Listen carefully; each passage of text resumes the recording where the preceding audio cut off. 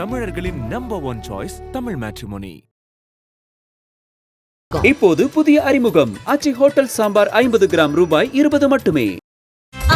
No compromise. உங்க சைடுலயும் எங்க சைடுலயும். GT Holidays, South India's #1 travel brand. எனக்கு ஹராஸ்மெண்ட் நடந்திருக்குங்க. இது வந்து ஆக்சிடென்ட்டோ நான் வந்து மிஸ் அண்டர்ஸ்டாண்ட் பண்ணிக்கிட்ட விஷயமோ கிடையவே கிடையாது. யார் அது விக்டிம்? இதில் இந்த பையன் விக்டிமா இல்லை அந்த பொண்ணு விக்டிமா, யார் தான் இதில் நிஜ விக்டிம் அப்படிங்கிற ஒரு விஷயம் இருக்குது. இன்னொன்று, அந்த பெண் வந்து கையாண்ட முறை சரிதானா அப்படிங்கிற ஒரு விஷயம் இருக்குது. ஏன்னா ஒரு பக்கம் நம்ம கமெண்ட்ஸில் வரும்போது பார்த்தா அந்த பொண்ணை ரொம்ப ப்ரைஸ் பண்ணி சிங்கப்பெண்ணே அப்படிங்கிற ரேஞ்சுக்கெல்லாம் இருந்தது இல்லையா? அங்கேருந்து ஒதுங்க பார்ப்போம். இப்போ உட்காந்துருக்கோம், நிற்கிறோன்னா தள்ளி நிற்போம், இல்லை எந்திரிச்சு போவோம். ஓகே, இல்லைனா கன்சர்ன் பர்சனையே கூப்பிட்டு கால் எடுங்க, கால் படுது, கை எடுங்க, கைப்படுது, இடிக்காமல் இல்லைங்க அப்படின்ற மாதிரி நம்ம சொல்லுவோம். ஓகே, அதையும் தாண்டி அவர் கேட்கலையா? பஸ்ஸில் அக்கம் பக்கத்தில் இருக்க கோ பேசஞ்சர்ஸ் கிட்ட போய்ட்டு நம்ம ஹெல்ப் கேட்போம். அது எதுவுமே ஏங்க நடக்கலை. இங்கே இன்னொரு கேள்வியும் வந்து இங்கே கேட்கப்படுது. இப்போ தான் எல்லாத்துக்கும் எவிடன்ஸ் கேட்குறாங்களே, வீடியோ அதனால கூட அந்த பொண்ணு எடுத்துருக்கலாம்ல அப்படிங்கிற மாதிரியான கேள்விகள் எல்லாமே கேட்கப்படுது. நிஜமாவே அந்த பெண் வந்துட்டு அவங்க பாதிக்கப்பட்ட அந்த மாதிரியான ஒரு பர்பஸ்ஃபுல்லாக வந்துட்டு அந்த வீடியோ எடுத்திருந்தாங்கன்னா அதை போலீஸ் கிட்ட கொடுத்துருக்கலாம். ஸோ அந்த வீடியோவில் இருக்கிறது அவங்க எடுத்து அப்படியே அப்லோட் பண்ணப்பட்ட வீடியோவா, ஏதாவது எடிட் அண்ட் மேனிப்புலேஷன் நடந்திருக்கா அப்படிங்கிற விஷயம் எல்லாமே அவங்க அங்கே பார்ப்பாங்க. ஸோ அது வந்து முதல் எவிடன்ஸாக இங்கே வந்து கன்சிடர் பண்ணப்படும். இந்த மாதிரி ஏதாவது ஒரு அன்யூஷுவலான ஒரு விஷயம் அங்கே நடந்திருந்தது அப்படின்னா கண்டிப்பாக எல்லாருக்கும் தெரிஞ்சிருக்கும்ல. பெண்களுக்கு கற்பு இருக்குது, அதே மாதிரி ஆண்களும் தயவு செஞ்சு உணருங்க உங்களுக்கும் கற்பு இருக்குன்னு சொல்லி அது உணர்ந்த ஒரு தருணமாக இந்த இடத்துல இருக்குது. ஆண்களாக முன் வந்து எங்களுக்கும் கற்பு இருக்குது அப்படின்னு சொல்கிற ஒரு விஷயமா இருக்குது. இதுக்கு வந்து 5 years imprisonment and 2 lakhs fine. IBC மங்கை நேயர்கள் அனைவருக்கும் அன்பு வணக்கம். இன்னைக்கு நம்ம கூட லீகலி ஃபிட் சீரிஸ் மூலமாக கேரள மாநிலத்தில் நடைபெற்ற ஒரு பெண் தன்னுடைய சமூக வலைதள பக்கங்களில் பதிவிட்டிருந்த அந்த வீடியோ சார்ந்த பல தகவல்களை நம்மோடு பகிர்ந்து கொள்வதற்காக அட்வொகேட் பிரியதர்ஷினி மேம் நம்ம கூட இணைந்திருக்கிறார்கள். மேம் வணக்கம். வணக்கம் மேம்.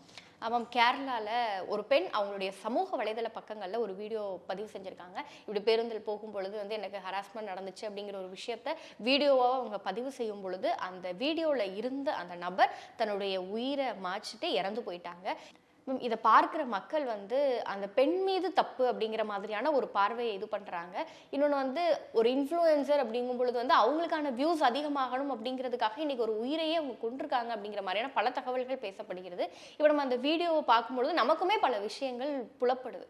ஆனால் இந்த கேஸில் வந்து உண்மையிலே என்னதான் மேம் நடந்துச்சு, இதோட அவுட்லைன் அப்படின்னா அது என்னது? சிஎஸ் ஆக்சுவலி இந்த கேஸ் பொறுத்த வரைக்கும் பார்த்தோம் அப்படின்னா அந்த பெண் வந்து இங்கே டேர்ம் பண்ணுறது என்ன டேர்ம் பண்ணுறாங்க அப்படின்னா ஷிம்ஜிதா முஸ்தஃபா இல்லையா, அவங்க டேர்ம் பண்ணுறது வந்துட்டு இது செக்ஷுவல் பவுண்டரி வயலேஷன் எனக்கு நடந்தது. ஏன்னா அவங்க என்ன பண்ணுறாங்கன்னா பஸ்ஸில் நடந்த ஒரு இன்சிடெண்ட்டை வந்து ஒரு வீடியோவாக வந்துட்டு அங்கே பதிவு பண்ணுறாங்க. கூடவே அவங்க அதுக்கு ஒரு எக்ஸ்ப்ளனேஷன் வீடியோவும் சேர்த்து அந்த பதிவு பண்ணியிருந்தாங்க. அதுவும் வந்து சோஷியல் மீடியா ஃபுல்லாக வைரலானதையும் நம்ம பார்த்தோம் இல்லையா. இப்போ அதுக்கப்புறம் அவங்க அக்கௌண்ட் வந்து ப்ரைவேட் ஆக்கப்பட்டுருச்சு, அந்த வீடியோலாம் டெலிட் செய்யப்பட்டதுன்னு சொல்கிறாங்க. அதெல்லாம் அடுத்த கட்டம். ஓகே, ஸோ அப்படி இருக்கும்போது அவங்க வந்துட்டு இங்கே சொல்கிற விஷயம் எனக்கு ஹராஸ்மெண்ட் நடந்திருக்குங்க. இது வந்து ஆக்சிடென்ட்டோ நான் வந்து மிஸ் அண்டர்ஸ்டாண்ட் பண்ணிக்கிட்ட விஷயமோ கிடையவே கிடையாது அப்படிங்கிற மாதிரியான ஸ்டேட்மெண்ட்டை அவங்க வைக்கிறாங்க. அதாவது கண்ணூர் நோக்கி அந்த ஆண் வந்து ஒருத்தர் பயணம் செய்கிறார். அதாவது 16ஆம் தேதி ஒரு டெக்ஸ்டைல் ஃபார்மில் வேலை பார்க்குற அவர்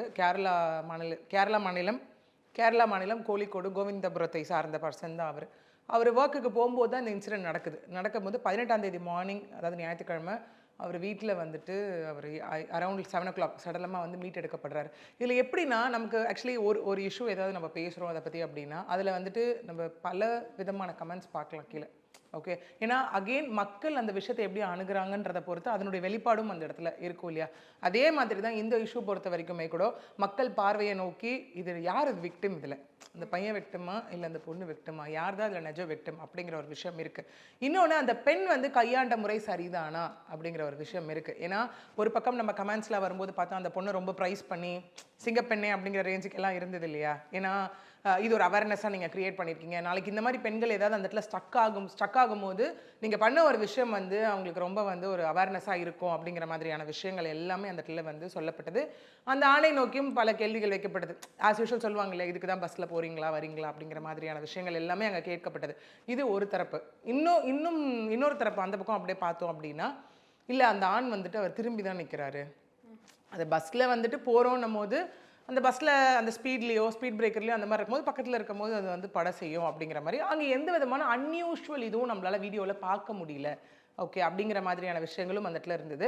அந்த பெண் சோஷியல் மீடியா பேஜில் தன்னை வந்துட்டு ஒரு அந்த பெண் சோஷியல் மீடியா பேஜில் தன்னை ஒரு கன்சல்டன்ட் சைக்காலஜிஸ்ட் அப்படின்னும் காமர்ஸ் லெக்சரர் அப்படின்னும் சொல்லப்பட்டதாகவும் இருக்குங்க தகவல். ஓகே, அது மட்டும் இல்லாமல் இன்ஃப்ளூயன்சர். ஸோ அவங்க லைக்ஸ்க்காக தான், ஏன்னா இப்போ நம்ம ரீசெண்டாக நிறைய பார்க்குறோம் இல்லையா, ஒரு லைக்ஸ்க்காக தான் வந்து டிக்டாக் இருந்தாங்க, டிக்டாக்லேருந்து அப்படியே யூடியூப்லேருந்து அப்படியே இன்ஸ்டாகிராம் இருக்கு இல்லையா. ஸோ அவங்க வந்து அவங்களோட லைக்ஸ்க்காகவும் அவங்களோட ஃபேஸ் வந்து ரீச் ஆகணும் அப்படிங்கிறதுக்காகவும் தான் அவங்க இந்த மாதிரி விஷயங்கள் எல்லாமே பண்ணுறாங்கன்ற ஒரு காமன் ஒரு தாட் ப்ராசஸும் இந்த இடத்துல இருந்துகிட்ருக்கு இல்லையா. ஸோ அந்த பெண் அணுகிய முறை சரிதானா அப்படின்னு நம்ம வந்து பார்க்கணும் இந்த இடத்துல. ஓகே, ஏன்னா இந்த த்ரூ லைக் லீகல் பிளாட்ஃபார்ம் தான் அவங்க போயிருக்கணும். ஏன்னா இப்போ நம்மளே வந்து ஒரு பஸ்ஸில் ட்ராவல் பண்ணுறோம் அப்படின்னு வச்சுக்கோங்களேன், நம்மளே நிறைய பார்த்துருக்கோம். இந்த மாதிரி ஒரு சுச்சுவேஷன் ஆகும்போது என்ன ஆகும் அப்படின்னா, ஃபஸ்ட்டு நம்ம வந்துட்டு ஒரு மாதிரி அன்யூஷுவலாக அந்த இடத்துல ஏதோ நடக்குதுன்னு நம்மளால சென்ஸ் பண்ண முடியும். இன்ட்யூஷன் நம்ம ஃபீல் பண்ணி அங்கேருந்து ஒதுங்க பார்ப்போம். இப்போ உட்காந்துருக்கோம், நிற்கிறோன்னா தள்ளி நிற்போம், இல்லை எந்திரிச்சு போவோம். ஓகே, இல்லைனா கன்சர்ன் பர்சனையே கூப்பிட்டு கால் எடுங்க, கால் படுது, கை எடுங்க, கைப்படுது, இடிக்காமல் இல்லைங்க அப்படின்ற மாதிரி நம்ம சொல்லுவோம். ஓகே, அதையும் தாண்டி அவர் கேட்கலையா, பஸ்ஸில் அக்கம் பக்கத்தில் இருக்க கோ பேசஞ்சர்ஸ் கிட்ட போய்ட்டு நம்ம ஹெல்ப் கேட்போம், இந்த மாதிரிலாம் பண்ணுறாங்க அப்படின்னு சொல்லி. இல்லையா அடுத்த கட்டமாக என்ன சொல்லுவோம், கண்டக்டரை கூப்பிட்டு சொல்லுவோம், டிரைவர் கிட்ட சொல்லுவோம். இல்லை ஒரு கட்டத்துக்கு மேலே நம்மளுக்கே கோவம் வந்துச்சுன்னா பலார்னு அரைவோம். அது எதுவுமே ஏங்க நடக்கல மேம். இப்போ நம்ம அந்த வீடியோவை பார்க்கும்பொழுது அந்த பொண்ணு வந்து வீடியோ ரெக்கார்ட் பண்ணிட்டு இருக்காங்க.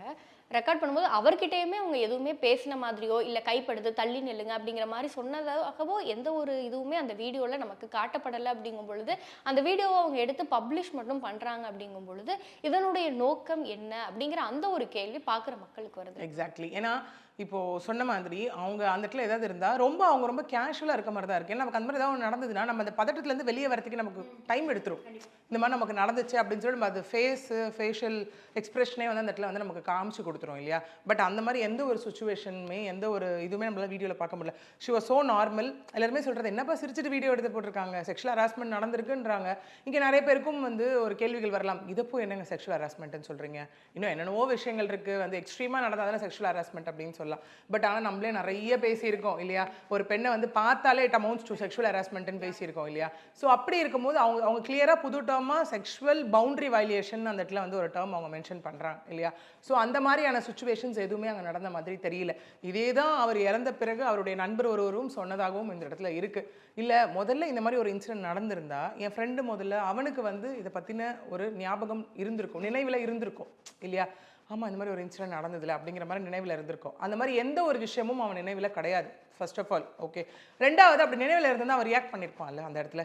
ஸோ அவன் வந்து ரியாக்டும் பண்ணலை, எங்கிட்ட ரொம்ப மன வருத்தப்பட்டு பேசினான். அதுக்கப்புறம் நம்ம ஒரு அட்வொகேட்டை போய் பார்க்கணும், அந்த வீடியோ வெளியே வந்ததுக்கப்புறம் நம்ம போய் லீகலாக என்ன பண்ணணும்னு சொல்லி நம்ம பார்க்கணும் அப்படின்னு சொல்லிட்டு இருந்தா. பட் மறுநாள் காலையில் பார்த்தா இந்த மாதிரி வந்துட்டு இறந்துட்டான்னு சொல்லி விஷயம் வருது அப்படிங்கிற மாதிரி.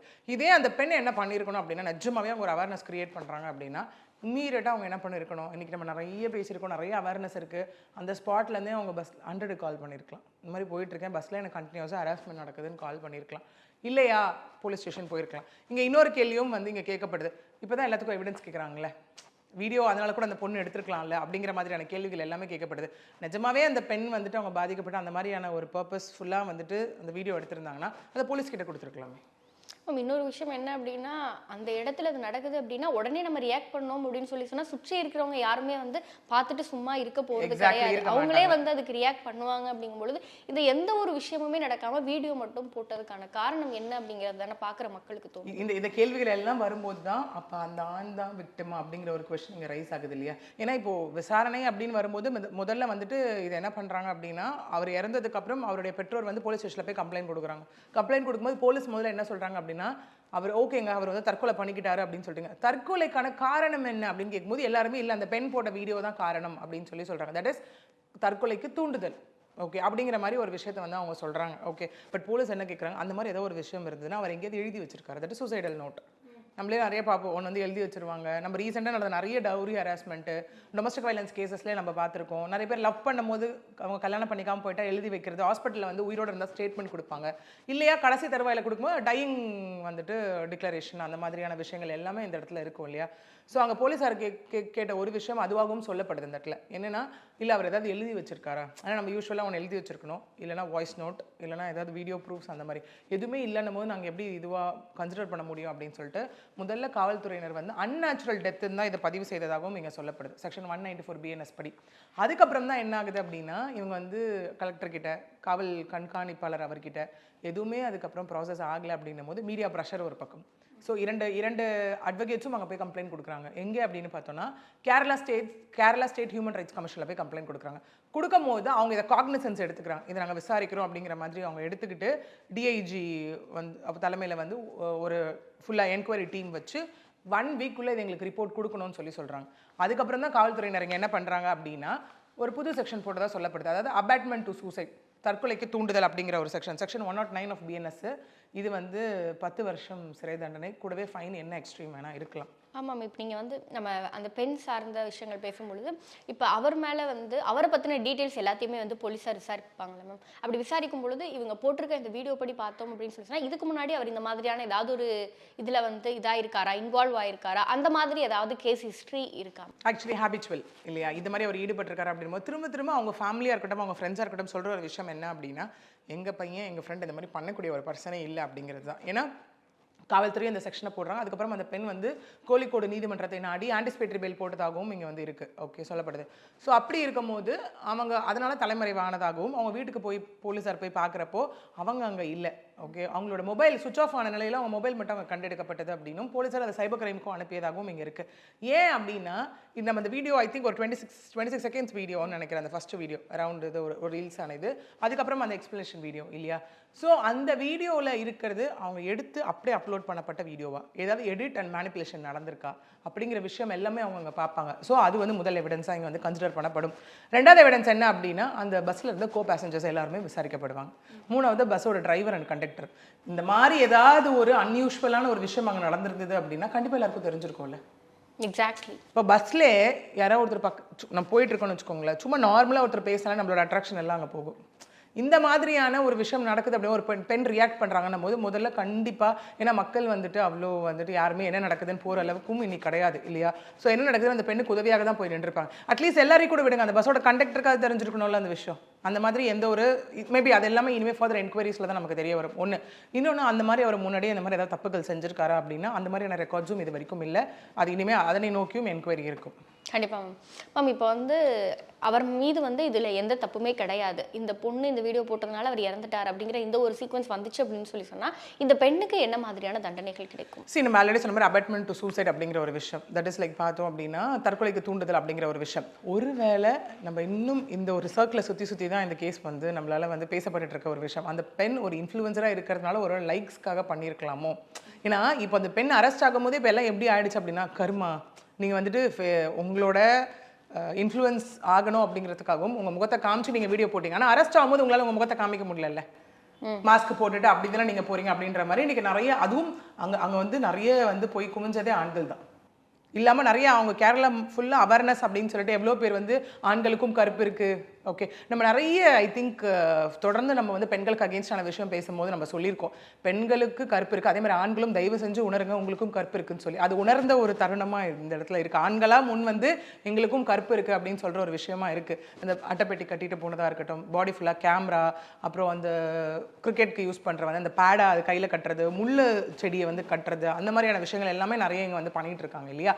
ஸோ ஒரு வேளை அது நிரூபிக்கப்பட்டால் இந்த பெண் அவங்க லைக்ஸ்க்காகவும் அவங்க வந்து இன்ஃப்ளூயன்சராக இருக்கிறதுனால ஈஸியாக அவங்க மக்கள்கிட்ட ரீச் ஆகணும்னு இதை பண்ணியிருந்தாங்க அப்படின்னா again it amounts to false accusation. கண்டிப்பாக நடக்காத ஒரு விஷயத்த சொல்லியிருக்காங்கல்ல இது. அதுக்கு வந்து நீங்கள் செக்ஷன் பார்த்தீங்க அப்படின்னா பிஎன்எஸ்ல செக்ஷன் 248, இதுக்கு வந்து 5 years imprisonment and 2 lakhs fine. கூடவே பார்த்தோம் அப்படின்னா அவரோட நற்பெயருக்கு வந்து களங்கம் விளைவிச்சிருக்காங்க இல்லையா, அதாவது ரெப்புடேஷனல் டேமேஜ், டிஃபமேஷன். இது வந்து செக்ஷன் 356 படி 5 years and fine. இதெல்லாம் மேபி ப்ரூவ் பண்ணப்பட்டால் இன்க்ளூட் பண்ணப்படலாம்.